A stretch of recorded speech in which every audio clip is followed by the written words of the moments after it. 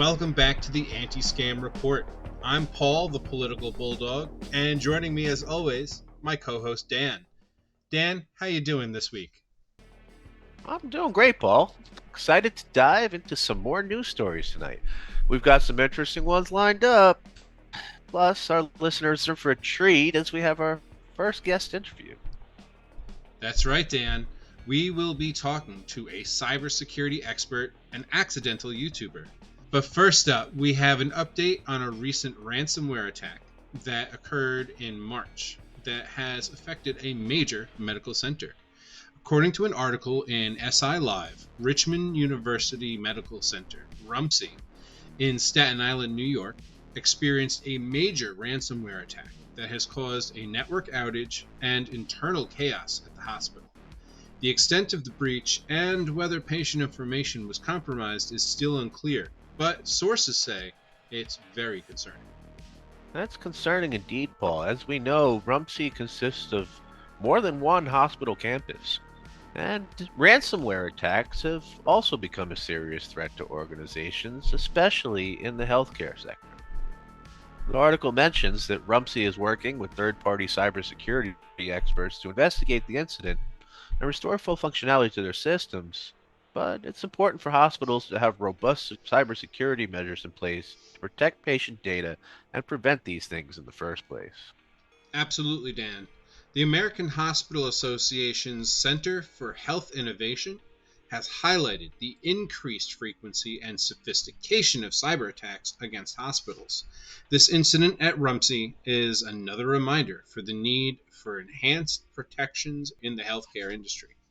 Moving on to our next story, we have an article from WXYZ.com that sheds light on fraud victims who are demanding more action from Chase Bank after thousands of dollars were drained from their accounts. Several individuals in the local area claim to have lost tens of thousands of dollars to fraud, and they're frustrated with the bank's lack of response. That's right, Dan, and I don't blame them. The victims are unhappy that Chase Bank is not taking more responsibility for these fraudulent transactions. The bank has labeled this as a societal problem and suggested that customers either did not secure their accounts adequately or authorized the wire transfers themselves. However, the victims argue that they did not authorize these transactions and they feel very let down by their bank. It's heartbreaking to hear these stories, Paul. These individuals worked hard for their money, and now it's gone. They expected their bank to protect them and help recover the funds. That's why they don't keep the money under the mattress. But they feel abandoned because the bank didn't do their job. Absolutely, Dan. It's important for banks to provide robust security measures and support their customers when they fall victim to fraud. I mean, why else would we even bank with these people? The article provides some tips for consumers to protect themselves from scams as well, such as being cautious of suspicious phone calls or requests for money, protecting personal account information. Our final story tonight is a tragic one. According to the New York Post, a Michigan family is mourning the suicide of their 17-year-old son, Jordan DeMay, after he fell victim to a Nigerian sextortion scam. Jordan was allegedly contacted by an Instagram account that had been hacked and sold to a Nigerian man.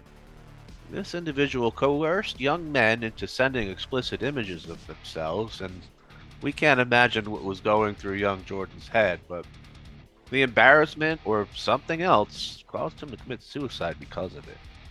That's awful. This is truly devastating, Dan.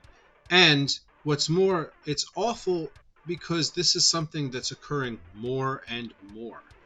It's a stark reminder of the dangers that exist online and the devastating impact it can have on individuals, especially young people.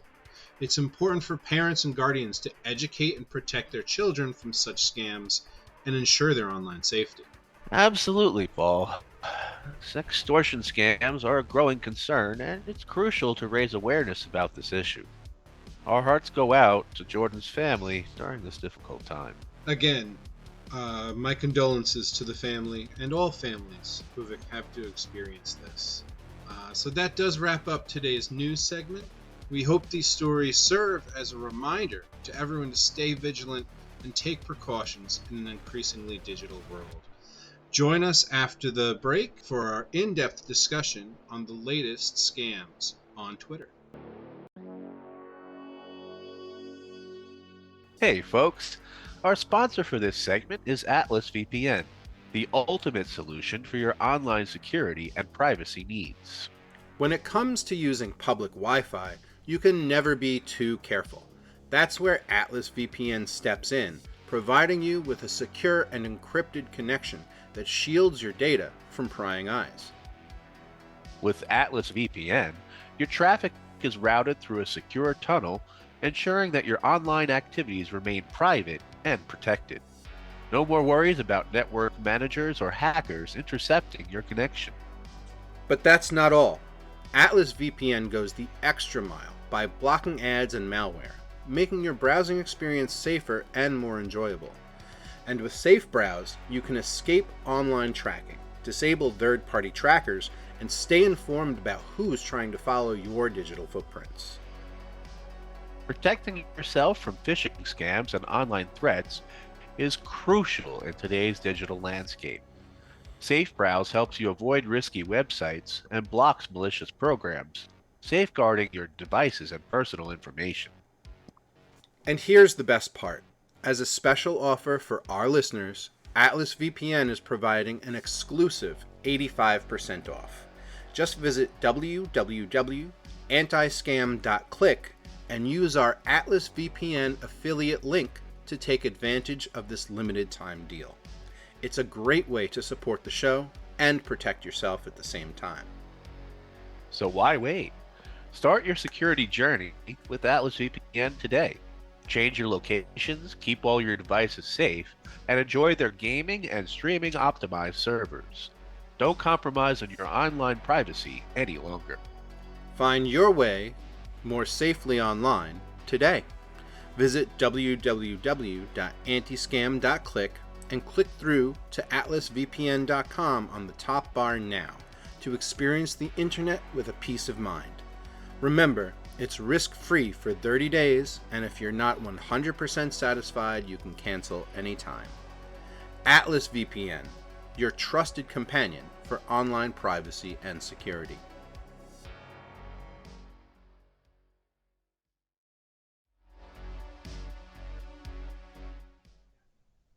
Welcome back, folks. Today, we're diving into a topic that affects millions of Twitter users around the world. Scams on Twitter. That's right, Paul. Twitter has obviously become an indispensable platform for communication, networking, and information sharing, but unfortunately, it has also become a playground for scammers and hackers. Absolutely, Dan. Scammers are constantly coming up with new ways to exploit users and manipulate them for financial gain or other malicious purposes. Let's start today by discussing some of the most common Twitter scams that users should be aware of. The first scam we want to shed light on today is the follower buying scam. Scammers offer to sell Twitter followers to users, claiming to boost their social media presence, but these fake followers often use fake or hacked accounts, which can lead to suspension or termination of the victim's account. Basically, instead of followers, you end up getting ripped off and banned. Amusingly, one of these scammers targeted our own YouTube channel when we first started out. The classic phishing scam, where scammers send messages or tweets containing malicious links. Clicking on these links takes the user to a fake website designed to steal their login credentials or their personal information, and sometimes also adds malware to your system. Quite nefarious on many levels. Another common scam is the fake Twitter support scam. When people introduce these malwares or other problems onto your system, scammers can pretend to be Twitter support and contact users, alleging some issue with their account. They then ask for sensitive information like passwords and personal details, which can be used for malicious purposes. Cryptocurrency scams are also prevalent on Twitter. Scammers pose as fake people or companies, offering giveaways or investment opportunities. They trick users into sending their cryptocurrency only to disappear with the funds.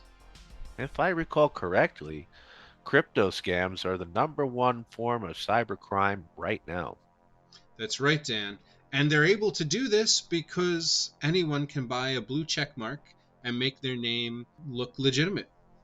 Terrible. And let's not forget about fake giveaways, where scammers set up fake accounts disguised as famous people or companies. They offer Like, giveaways to those who like, retweet, and follow the account. And, the aim can be something as simple as collecting followers, but then they go on to sell the account and further scam users. exactly. Now, folks, these are just a few examples of the scams happening on Twitter, so it's essential for users to stay informed, up to date, and be cautious in protecting themselves from falling victim. And as always, more details are available below. We have links. Please follow them. Now, here's an interesting angle, Paul. Many people believe that Elon Musk's takeover of Twitter has been a gift to scammers and hackers. Let's discuss this further as to why that is. Absolutely, Dan. In fact, I'm one of those people. But according to an article on Forbes, an influential consumer group has criticized not just Twitter, but also TikTok, Instagram, and YouTube for allowing misleading crypto ads, as you mentioned earlier, onto their platforms. These ads expose consumers to serious harms and open them up to more and more scams and risks of losing large sums of money. The article also mentions that high-level Twitter executives tasked with brand safety have left the company. It seems like the very people who are supposed to prevent these things have been let go. Exactly, Dan. It seems that since Musk took over Twitter, concerns about hate speech and spam have grown, despite his claims that they have declined. Experts and researchers both dispute his assertions and call for greater transparency and data to back up his claims. Yeah, it's not enough for Elon to say it's okay. It's very important that people are protected.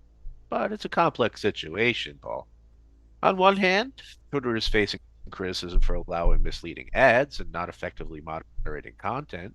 And on the other hand, Musk's influence and changes to the platform's policies have caused concerns among advertisers and civil rights groups. So true, Dan.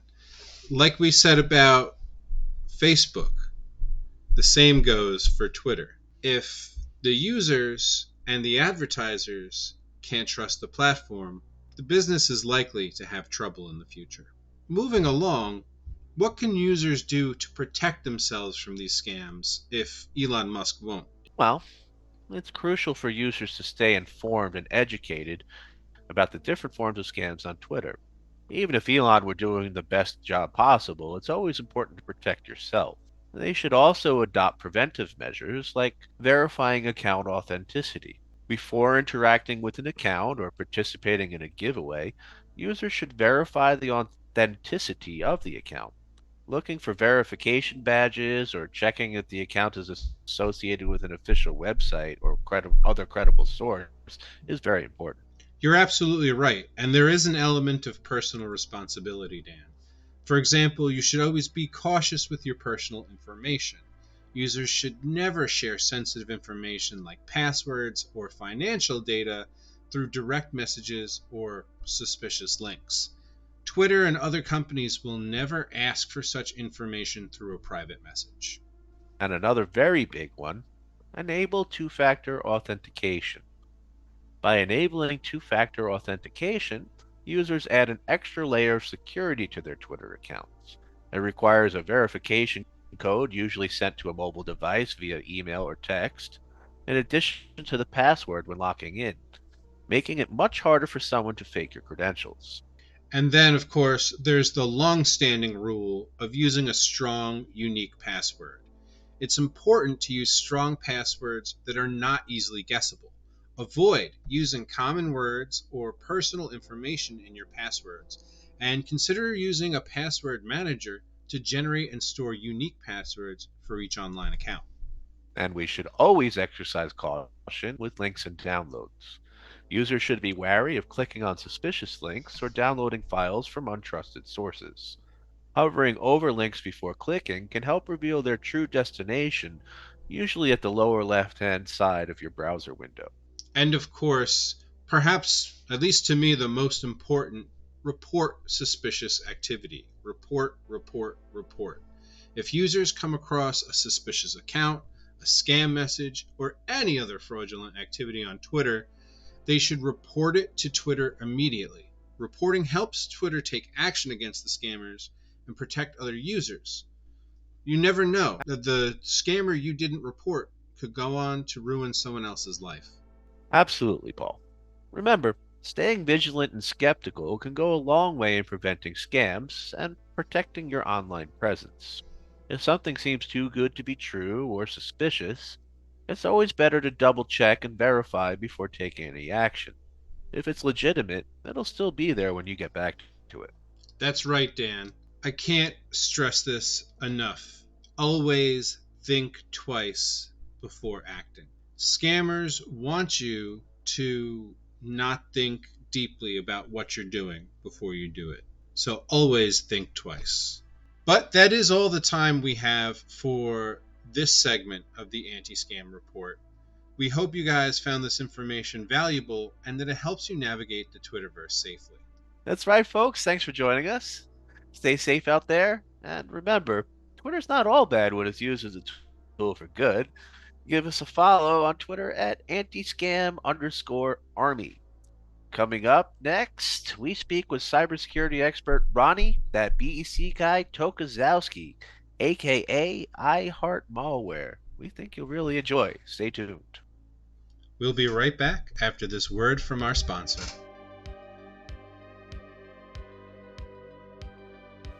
Once again, this week's sponsor is Atlas VPN. If you're looking for a secure and private online experience, Atlas VPN has got you covered. Your data security is of utmost importance, especially when using public Wi-Fi. With Atlas VPN, you can say goodbye to worries about network managers and hackers intercepting your connection and snooping on your online activities. Atlas VPN reroutes your traffic through a secure tunnel and applies end-to-end encryption, ensuring that your connection remains safeguarded. It's like having your own virtual shield against potential threats. But that's not all. Atlas VPN takes your online protection to the next level by blocking ads and malware. No more intrusive ads cluttering your browsing experience, and no more risks of stumbling upon dangerous websites that can harm your devices. That's where SafeBrowse comes in. It's a powerful 2-in-1 privacy and security tool provided by Atlas VPN. SafeBrowse helps you escape online tracking, disabling those third-party trackers that follow your every move. Take control of your privacy and stay informed about who's tracking you. And let's not forget about phishing scams and online threats. SafeBrowse is here to keep you safe. It blocks phishing attempts and prevents you from accessing risky websites designed to deceive and compromise your personal information. Say goodbye to those malicious programs that wreak havoc on your devices. Privacy is a big deal, and Atlas VPN understands that. That's why they're offering our listeners an exclusive deal. By visiting www.antiscam.click and using our affiliate link, you can get an incredible 85% off. It's a fantastic opportunity to protect your online presence while supporting our show. So don't wait any longer. Start your security journey today with Atlas VPN. Change your locations, keep all your devices safe, and enjoy their gaming and streaming optimized servers. It's time to experience the internet with peace of mind. Visit www.antiscam.click and click through to Atlas VPN through our affiliate link now to take advantage of this limited time offer. Remember, it's risk-free for 30 days, and if you're not 100% satisfied, you can cancel anytime. Atlas VPN, the trusted companion for your online privacy and security journey. Hello everyone, it's me, Paul the Political Bulldog, and with me as always is our co-host Dan. Joining us Welcome, today, everybody. we have a special guest. As a cybersecurity and threat detection expert, he is no stranger to online scams and fraud. Please welcome to the show, Ronnie Tokazowski, aka iHeartMalware. Ronnie, welcome to the Antiscam Report. Hey, how's it going? Hey Ronnie, how's it going? Good, how are y'all? Great to meet you. Good. Nice to meet y'all too. So, Pleasure. I'm Paul, the Bulldog. I know we've talked a lot, and I'd like to introduce you to Dan. This is my co-host for the podcast. Nice to How you meet you. doing? Nice to meet you. Dan Pleasure. is also the Director of Information for our organization. We work in the political arena to really get lawmakers and decision makers to think a lot more in depth about scams and fraud. Sounds good. I wanted to talk a little bit about Antiscam. We're a fairly young pack as far as that goes, but we definitely believe in our work. It's tough for Americans these days in a lot of ways, and with money being taken from them in scams, it just makes things that much more difficult. Yeah, I agree. I don't know if you saw my tweet and stuff, but yeah, I had one Vic today, or a couple days ago. We're working with 1.7 million down. Wow. I did see that. Yeah, That's pretty crazy. And then I followed that a little bit, and it just seems like law enforcement doesn't have the bandwidth or the tools to deal with things like that. Yeah, it's a combination of not having the tools, and with the way they're structured right now, they are very siloed within law enforcement. So there's I want to give a shout out to the Secret Service. They do great and everything, but there's other agencies who need to restructure a couple things. So Absolutely. We're getting ahead of ourselves, though. Yeah. So, there you go. so I know you are, as a profession, a principal threat advisor for an email security firm. But how did you get into this world of fraud and fighting scams to begin with? Yeah, so when I got started, I was a malware analyst. So that's kind of where I got my forte. And at the time, I was doing a lot of reversing around like advanced persistent threat attacks, different types of cybercrime that was happening. And once I got hired over here at FishMe, or Cofense now, I left and then came back. But back in 2015, I was in the office, and our CFO came into mine and Aaron's office, who was a CTO at the time.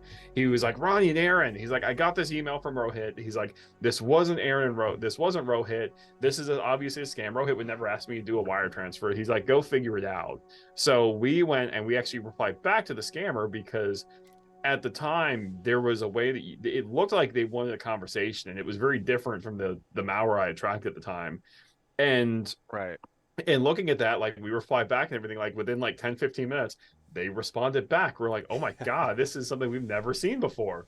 So we ended up engaging with them. We tracked the information. We found they ended up asking for a bank account. We sent them some links. We tracked their IP address, where they were coming from, and we ended up publishing it.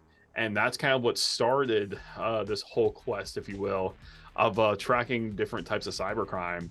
So that was like mid 2015. And from mid 2015 to like Christmas time, we were seeing a lot of different attacks like that in the industry. And they were targeting the security companies.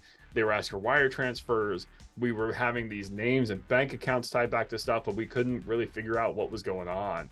And I made a group that kind of focuses and tracks a lot of those things in Christmas of 2015 to track some of those things. And the goal was to be like, okay, what are the bank accounts? What are the email accounts? What's the social media? And that kind of started my foray into tracking this whole cyber suck East ecosystem, if you will. So yeah, it's a whole ecosystem. I really like that term. It's a whole Ouroboros of things feeding into each other. It's really amazing how sophisticated they've gotten in such a short time too. The evolution. Yep. What do you think is the impetus for all this? Why do you think it's slipping through so much? So there's a couple things at play here. So first and foremost, if I say Nigerian print scam, what's the first thing that comes to mind? Well, the old money swindle, right? Like, yeah. I need this money so you can make a lot more money, and that money never materializes.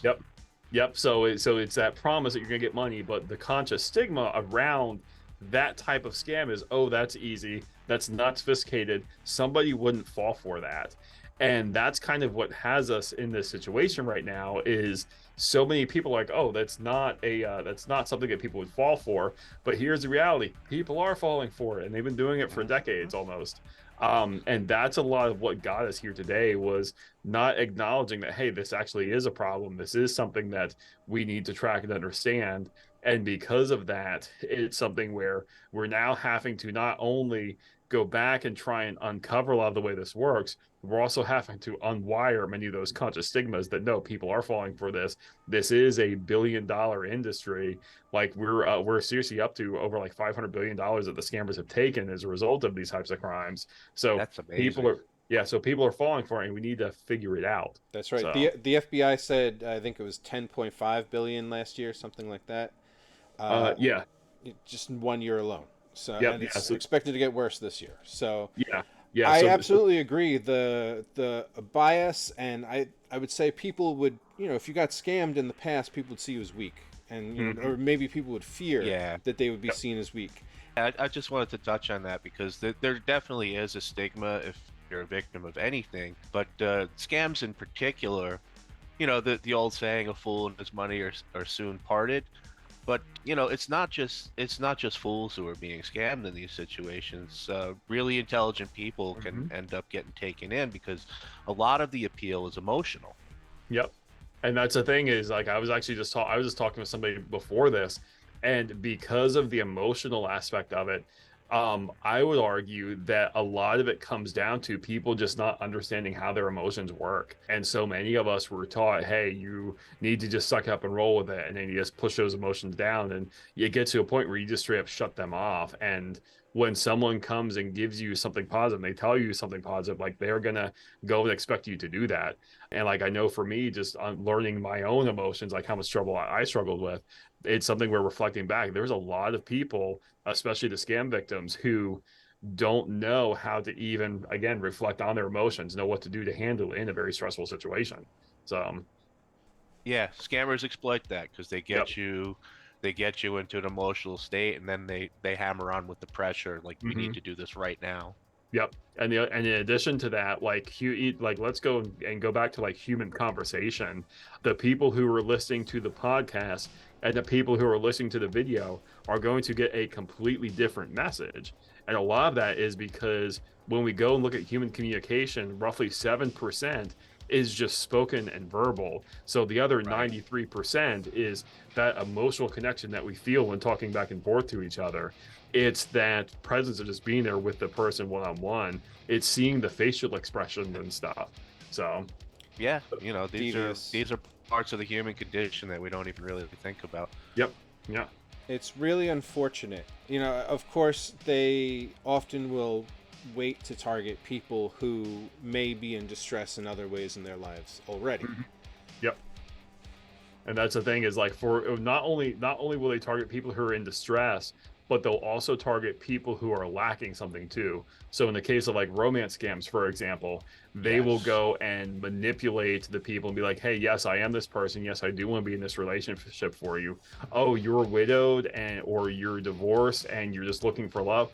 So am I. I went ahead and I lost my spouse over here to this horrible thing over here. Now let's go ahead and go live together because we both know what it feels like to have lost somebody. And that's the type of emotional manipulation that the scammers will do, is very much finding those people and hook onto that and then manipulate them from there.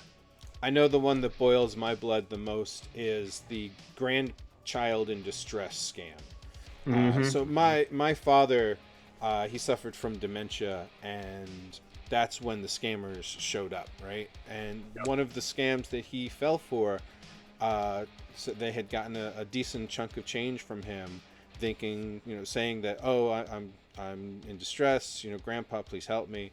It's devious. And not only is it devious for those cases, there's cases where the scammers will use artificial intelligence to go and collect somebody's voice in order to play that back. And what sucks is that in many of those cases, like, the voice that they play back sounds identical. I had one case where I was actually working, I tried it myself, I took 1 minute of audio from one of my YouTube videos, put my audio through there to see if I could generate something. Not only was it like a one-to-one copy of my voice, it got my mannerisms too. So when people are like, hey, it actually sounded like my spouse or my boyfriend or my kid being beaten on the other end, I believe it. Like it sounds 100%. And unless you're aware that this type of scam is something that happens, like emotionally, it pulls you in to want to be worried and try and save that person. Like all other inhibitions get turned off. So that's also a really good example of the intersection between evolving technology like AI, and the scam ecosystem. And it really emphasizes why we need lawmakers who are really informed about these decisions. Yeah, and that's a problem right now, is that the so much of the stuff that happens with the lawmakers, they're ill-informed. There are, again, going back to the stigmas here, there's the stigmas and belief that this type of scam is more important than this one. But at the end of the day, it's not where the damages are happening. I'll use ransomware as one great example, where everybody's like, oh my God, ransomware is this horrible thing. And it's bad, don't get me wrong. But until you point me to somebody where someone has died to a ransomware attack, the current numbers that we have is 1 for UK hospital. Like I'm going to keep screaming that the stuff with consumer fraud, like that's where it's at. We have people who've committed suicide because of this. We have people who have lost their homes, their families, who are bankrupt. Like the emotional trauma that these people go through is absolutely horrendous. And most people need to understand that that's where the damages are right now. Absolutely. In addition to that, like I'll use the federal government as an example. Unemployment fraud between 2019 and 2023, we lost over $400 billion because of unemployment fraud, and they're still trying to figure out where that money is. And I can say, just from looking at that stuff, like they don't know how to work any of these crimes. There's many things that you could do that are very easy, such as looking for like the Google Dot bug, where somebody puts multiple periods in their Gmail account. That would instantly flag many of these cases. Again, we saw that being done by scammers. So if we know the tactics, we know the way that they're doing it, it's just government is so behind right now that they really need to catch up on a lot of this stuff. Yeah, that definitely is an area where we need to do some more work, because the technology changes so fast. Like you're saying, with the deep fakes of the voices, they need to develop better tools, and they need to be able to react to a lot of this stuff a lot faster. And it's not just government, right? It's private industry as well. Social media has a big responsibility to bear. I don't know how you feel about Elon Musk politically, but I do definitely feel like Twitter has become a lot more dangerous of a place since he became head of the company. The funniest thing is that I was looking at Twitter bots. And again, any listener who's on here is more than happy to duplicate my research on this. Go on Twitter right now and say, like, my crypto investment Coinbase account was hacked. How can I reset my password? Within like 30-45 seconds, the bots will pick it up and start saying, hey, go to this person on Instagram, go to this person over here on Facebook, contact this person over here. And like, I looked at that for about 2 months trying to get Twitter to do something, contacted Twitter support, reached out to them, even tweeted to Elon Musk when he was like, oh, we're going to do a lot of things about bots. They're still there. Yeah. I mean, and it's something where when you go and fire 3/4 of your company who was doing security, some stuff is going to get pushed to the wayside. And yeah, that's very much what it is the scammers are still using those accounts and those bots in order to engage with victims. But again, I hacked my crypto, Coinbase, PayPal, Facebook, like I said, all into like account was hacked. Like pick those buzzwords, like you'll literally get tweets and responses back on it. Yeah, it's entirely automated at this point. That's one of the big things that we have to fight against. Yeah. Actually, I will throw it up on Twitter real quick and see if I can get some bots to bite. There you go. I bet you could. I see. I'm a bit of a Luddite in that sense. I've never had a Twitter account. I mean, it's a very valuable tool when it's used right, but just never saw the need personally. Yeah. Yeah, for me it was one of That those said, things. we wouldn't know about you if not for Twitter. That's right. Oh, makes sense, makes sense. Yeah, for me it was one of those ones where the reason I did it was just because a lot of information security professionals were using it at the time. It was a great way to get quick information, and because you can go and just kind of search for it and everything, you can go and find that stuff pretty quick and stuff. So it was so Yeah. because of that, that's a lot of the reason I ended up making a Twitter account, was just to keep up with stuff. And again, because of that, you were able to get like real-time feeds, real-time information about things that were happening. Yeah, and I imagine it provides a better link across the industry Yep. for professionals like yourself. I will give government credit where it's due. There are some organizations and parts of the government that do tweet out a lot of really good information. I've been following the FTC and the CISA. They also put out a great deal of good information. So, shout out to those organizations for sure. Yep.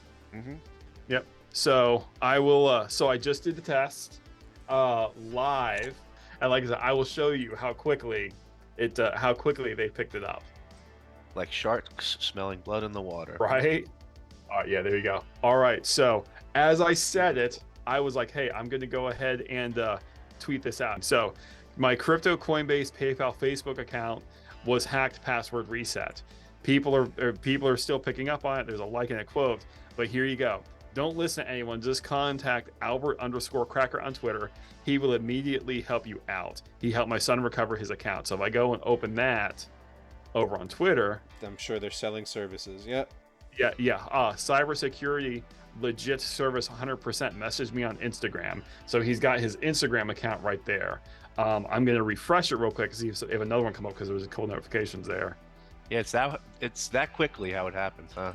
Yeah. Like I said, literally live demonstration. Wasn't even planning on doing that, but there you go. So that's awesome. So is that a red flag if they refer you to another site or another social media platform? Yeah, that's a red flag. If they're like, hey, I'll try and help you out, go and contact this person here, to Twitter, then to Instagram. Yeah, it's definitely a red flag on that. Another thing we also see too with a lot of like just romance scams in general, they try and move you off of the platform. And one of the big red flags is like, hey, let's go to WhatsApp. That's a very popular messaging application out in many other parts of the world. It's not so popular here in the States. I don't know how it is up there in Canada, but because of that, it's something where a lot of people will try and move that discussion over there. So right. What can platforms and the government do better? If you got 10 minutes to sit with Elon Musk and Joe Biden, and let's figure out one thing we can do to stop scams today that we're not doing. Yeah. So number one, like how I literally just milked that botnet. Like I said, 30 seconds, a minute of just throwing it out there. It was there. The accounts are there. They're responding. Engage back and forth with them. From a Twitter perspective, what they can do is they can take those accounts, identify how that user logged in, what's some of the other IP address information related back to that, and then go after that. Specific to like from a Joe Biden perspective, what could be done there? A lot of the organizations, like I'll use the FBI as an example, is they need to restructure and reorganize how they're doing a lot of things, because as it stands right now, the entire bureau is very much in a silo, and they're siloed at their local field office, and they're siloed between cyber and white collar. So that needs to go away. And the reason it needs to go away is because so many of these crimes cross state lines, cross international lines. The cases are not being worked as they should. So that would be a number 2 thing. A number 3 thing would be going back to the consumers, going back to the users, and actually starting to care about them.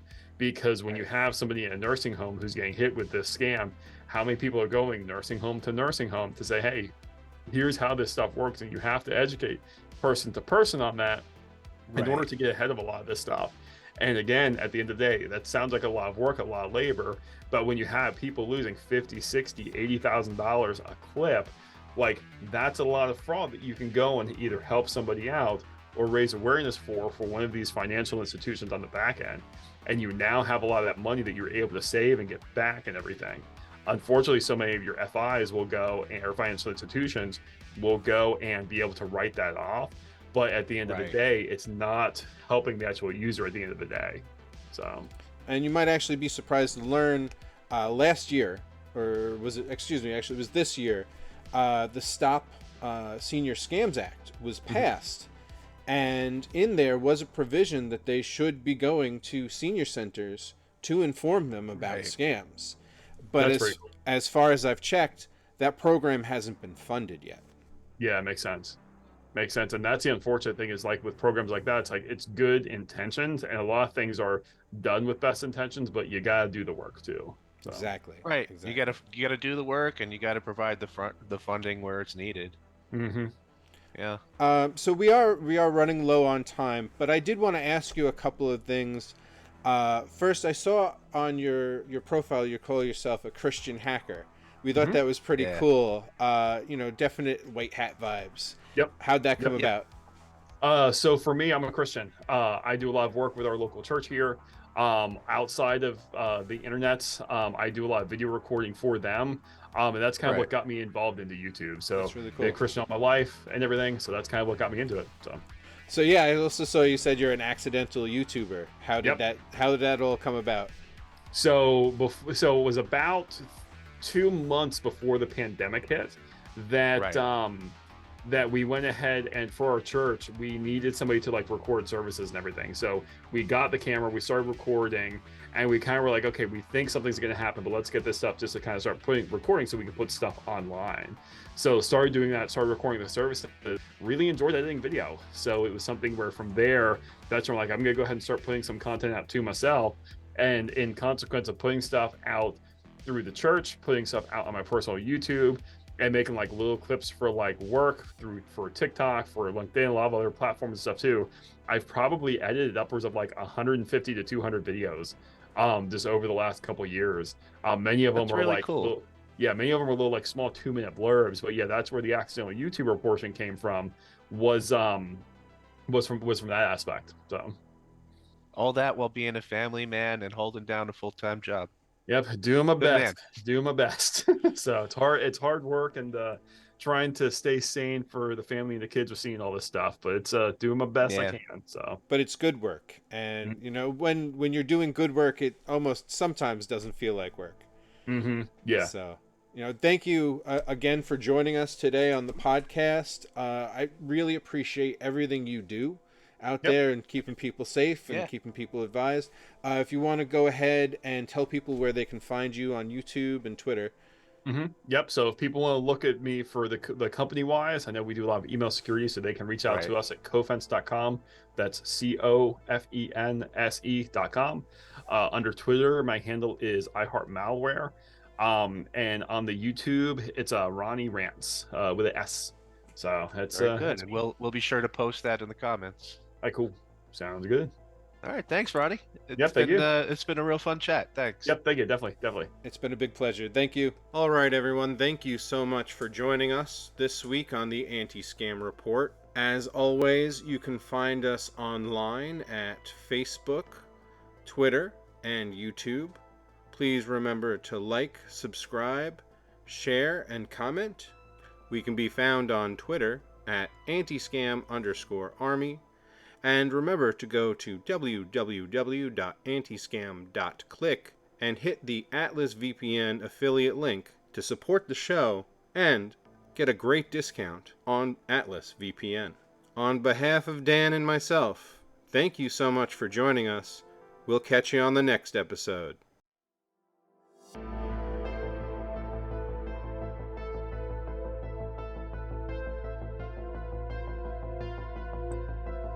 And as always, this communication has been brought to you, in part or in whole, by Antiscam.